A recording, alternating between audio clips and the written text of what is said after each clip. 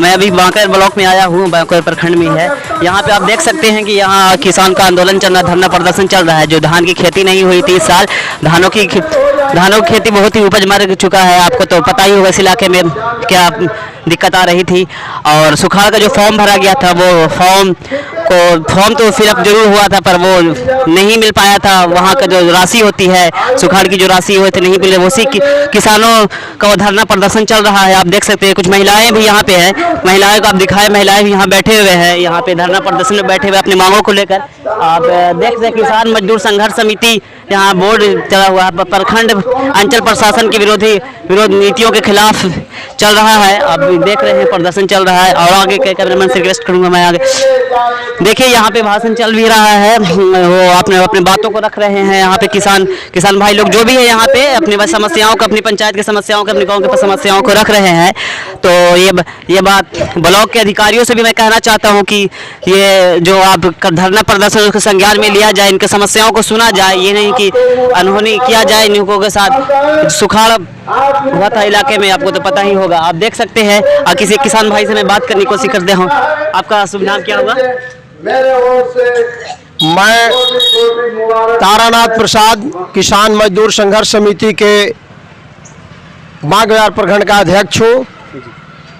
और मैं इस प्रखंड के जो बरसात की कमी के कारण सरकार के पदाधिकारियों द्वारा, स्थानीय प्रतिनिधियों को द्वारा जो सुखाड़ ग्रस्त नहीं घोषित कर मनमानी रिपोर्टिंग, झूठा रिपोर्टिंग के कारण प्रखंड के तमाम किसान मजदूर सरकार की राहत से वंचित रह गई, जिसके कारण हम तमाम किसान मजदूर अपने लोकप्रिय सरकार से माननीय मुख्यमंत्री महोदय, उप मुख्यमंत्री महोदय, जिला कृषि पदाधिकारी, जिला पदाधिकारी, तमाम वरिष्ठ पदाधिकारियों के साथ साथ स्थानीय प्रशासन को आवेदन दिया, लेकिन हमारी आवेदन विचार नहीं हुई। और फिर हम सत्याग्रह और धारणा पर मजबूर हो गए बैठने के लिए। आवेदन आपने प्रशासन को दिया था? जी सर, मैं बताया जिला कृषि पदाधिकारी, जिला पदाधिकारी, स्थानीय प्रशासन को, अनुमंडल पदाधिकारी को भी आवेदन दिया, लेकिन विचार नहीं की गई। आवेदन देने के बाद निरीक्षण हुआ है पदाधिकारियों के द्वारा? कोई निरीक्षण नहीं। हम किसानों की मांग को ठुकरा दिया गया है और हम त्राहिमाम की स्थिति में हैं। इसके लिए कोई भी सरकार से, कोई भी तंत्र या पदाधिकारी हमसे बात करने नहीं आ रहे हैं। और मेरा अनिश्चितकालीन धरना चलेगा जब तक हम किसान मजदूरों की मांग नहीं मानी जाएगी, तब तक यह अनवरत मेरा धारणा और सत्याग्रह चलता रहेगा। तो प्रशासन के या अंचल के प्रखंड से कोई अधिकारी आपको आश्वासन देने आए हैं? अभी तक सरकार के एक भी पदाधिकारी नहीं आए हैं और इनकी जो लोकतंत्र का यह हत्या है। और मैं अपने सरकार से मांग करता हूं कि ये मनमानी करना बंद करें, स्थानीय प्रशासन मनमानी करना बंद करें।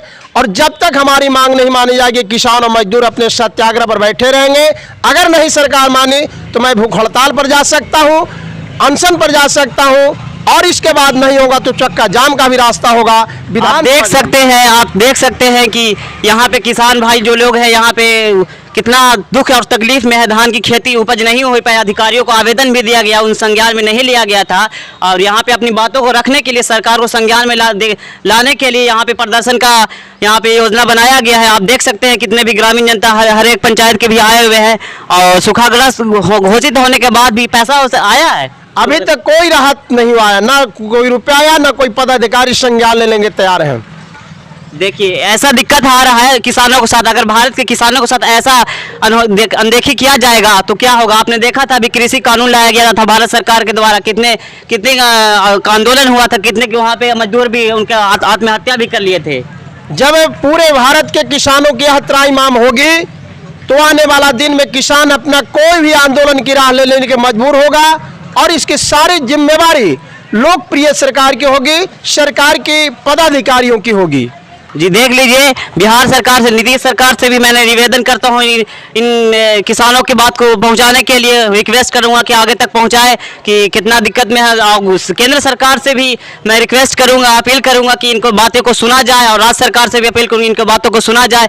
किसान सबसे अहम मुद्दा है कि अहम ये पड़ाव है। अगर किसान नहीं रहेंगे तो क्या खाएगा, क्या क्या कैसे उपज होगा। किसान ही पहला ये होते हैं। भारत के सबसे किसान को सबसे ऊपर रखा जाना चाहिए, ये नहीं कि बड़े बड़े कारोबारियों को रखा जाना चाहिए। बताइए, किसान बड़े बड़े अधिकारियों का ये दिया जा रहा है, बायोक्रेट दिया जा रहा है, इसे किसानों को नजरअंदाज किया जा रहा है कि नहीं? ऐसी बात जरूर सही बात है। किसान त्राहिमाम में है और वरीय पदाधिकारी या छोटे छोटे कर्मचारियों का वेतन आसमान पर छूता जा रहा है।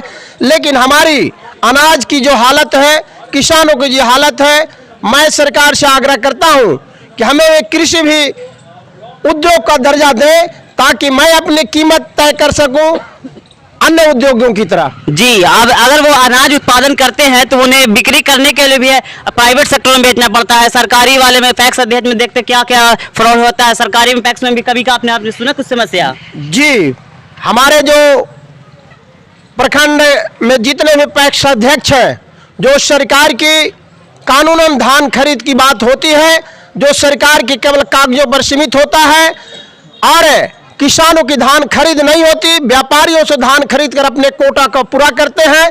ये पैक्स अध्यक्षों की मनमानी है और गैर संवैधानिक है, इसे जांच करने की जरूरत है। बताइए, किसानों के साथ इतना बड़ा अन्याय आप देख सकते हैं। बताइए, कोई एक मजदूर वो कोई उद्योगपति हो उसे कितना राहत दिया जाता है, कितना उसे सिक्योरिटी दिया जाता है। किसान जो खेतों में दिन भर काम करता है, वो अपना मेहनत से अगर अनाज भी उगाता है तो उसे कीमत भी नहीं मिल पाता है सही से। आप बता सकते हैं, किसान जो होता है भारत में किसान भारत जो है कृषि प्रधान देश है। तो आप कृषि क्षेत्र को आप सरकार से मैं निवेदन करता हूँ कि आप इसे और उत्साह बढ़ाएं और इसे सहयोग करें। ऐसा स्थिति रहेगा तो ये अभी कह रहे हैं ऐसे आंदोलन चलता रहेगा। ये आंदोलन बड़ा रूप भी ले सकता है अगर ये स्थिति रहा तो।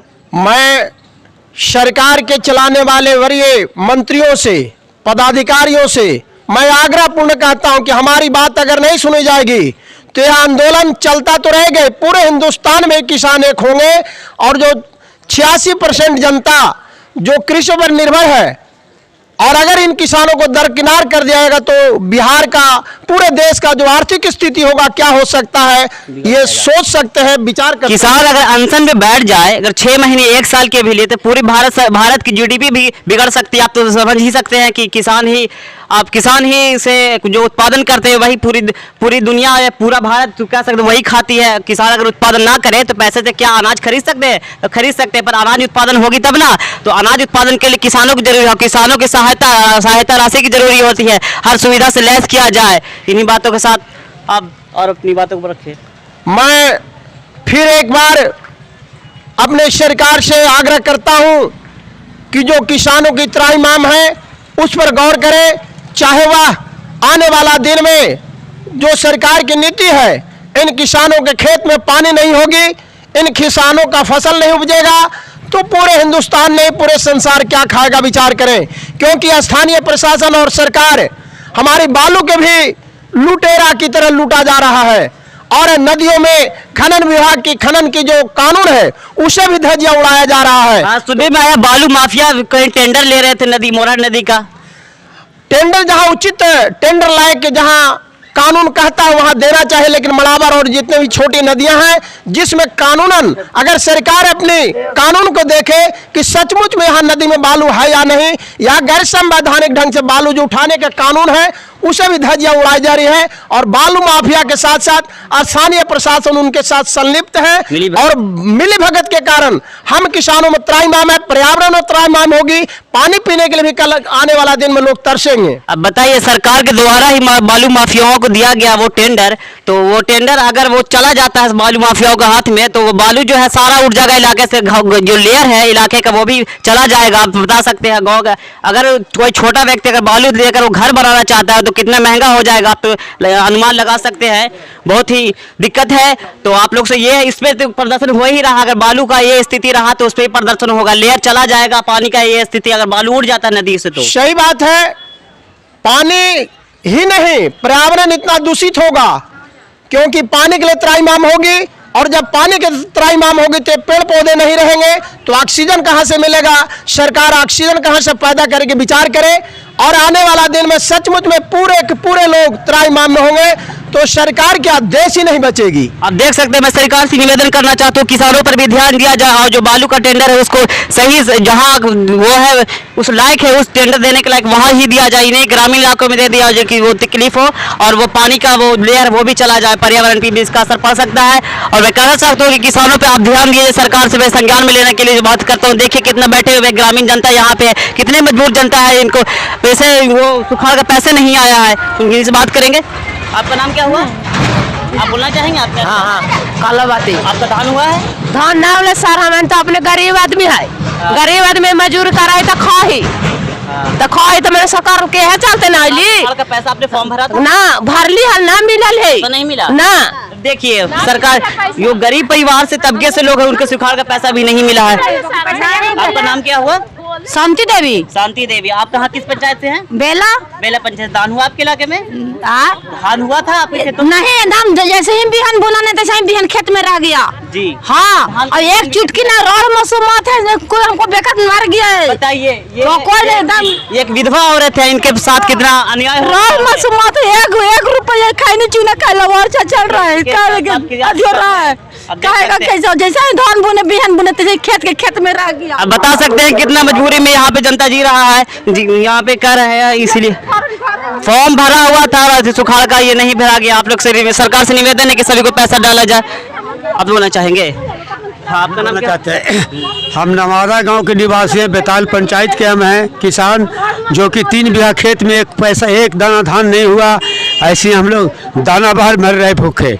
हम किस हालत से जी सकते हैं? कैसे हमको धान नहीं हुआ? बिल्कुल नहीं, एक बिल्कुल नहीं धान हुआ, जरूर नहीं। तो आपने सुखाड़ का फॉर्म भरा? फार्म भरे थे तो क्या हुआ? आश्वासन मिला कुछ? नहीं, कुछ नहीं मिला, कुछ भी नहीं? कुछ भी नहीं मिला। अब देखिए क्या दिक्कत है, इनको 3 बीघा खेत होता तो वो भी नहीं हो पाया है। ये दिक्कत है, ग्रामीण जनता कितना लाचार और मजबूर है। सरकार से निवेदन करेंगे कि सभी को सुखाड़ ग्रस्त हो गया तो उसको पैसा जरूर आप डालें, रिक्वेस्ट करेंगे। चलिए फिर ठीक है। जय हिंद, जय भारत।